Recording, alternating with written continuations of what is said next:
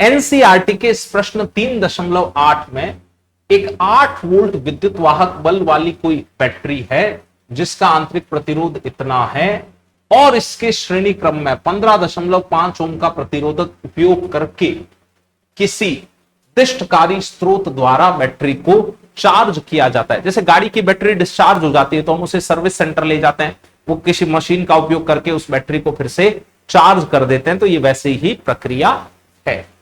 तो एक तो सवाल पूछ रहा है कि चार्ज होते समय इस बैटरी की टर्मिनल वोल्टता क्या है, और दूसरा सवाल पूछा है कि श्रेणी क्रम में प्रतिरोधक क्यों जोड़ा गया। आइए करते हैं शुरुआत। आपने टर्मिनल वोल्टता वाला ईएमएफ वाला वीडियो इस प्लेलिस्ट में देख रखा होगा। तो हम एक चीज जानते हैं कि मान लीजिए 120 वोल्ट का स्रोत हमने ऐसे दिखाया और अब हमें एक बैटरी को चार्ज करना है जिसकी ईएमएफ 8 वोल्ट है, जिसका विद्युत वाहक बल 8 वोल्ट का है और जिसका आंतरिक प्रतिरोध 0.5 ओम का है। हम परिपथ बनाते समय यहां एक और प्रतिरोधक जोड़ते हैं 15.5 ओम का, और अब चालक तारों का प्रयोग करते हुए इसको ऐसे कनेक्ट कर देते हैं, यहां से ऐसे ही इधर से भी कनेक्ट कर देते हैं। इतनी बात समझ में आई।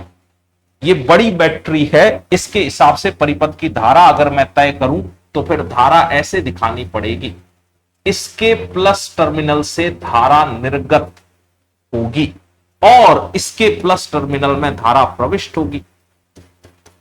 जिस सेल के प्लस टर्मिनल में धारा प्रविष्ट हो रही है, प्रवेश कर रही है, वो सेल आवेशित हो रहा है, और जिससे बाहर निकल रही है वो सेल निरावेशित हो रहा है। ये अपनी ऊर्जा इधर सप्लाई कर रहा है, कुछ ऊर्जा ये अपनी इस प्रतिरोध को भी देगा, कुछ ऊर्जा इस प्रतिरोध को भी देगा। तो सबसे पहले तो एक काम करते हैं, हम धारा आई का मान ज्ञात कर लेते हैं, क्योंकि गणना में हमें आई की आवश्यकता पड़ने वाली है। तो धारा आई बराबर देखिए क्या लिखें। ये बैटरी 120 वोल्ट की है, ये बैटरी 8 वोल्ट की है, तो 120 माइनस 8 बटा तुल्य प्रतिरोध जो है वो आपके पास आया 15.5 प्लस 0.5 यानी कि 16 ओम का प्रतिरोध आ गया। तो इतनी हमें धारा मिल गई। ठीक है ये बात। अब सवाल ने पूछा कि टर्मिनल वोल्टता कितनी रही होगी। तो देखिए, जब कभी कोई बैटरी आवेशित हो रही हो तो आपको टर्मिनल वोल्टता का सूत्र याद है क्या? ईएमएफ प्लस आईआर लिखा गया था। ईएमएफ कितनी है इसकी भाई? 8 वोल्ट। आई कितना है? अभी अभी आपने ज्ञात किया। आई है आपके पास 112/16 इंटू इसका आंतरिक प्रतिरोध कितना है? 0.5। ये बात समझ में आई। इसको जैसे ही आप हल करेंगे तो आपको यहां टर्मिनल वोल्टता प्राप्त हो गई 11.5 वोल्ट। अब प्रश्न ने यह पूछा कि प्रतिरोधक ये वाला श्रेणी क्रम में क्यों लगाया गया था।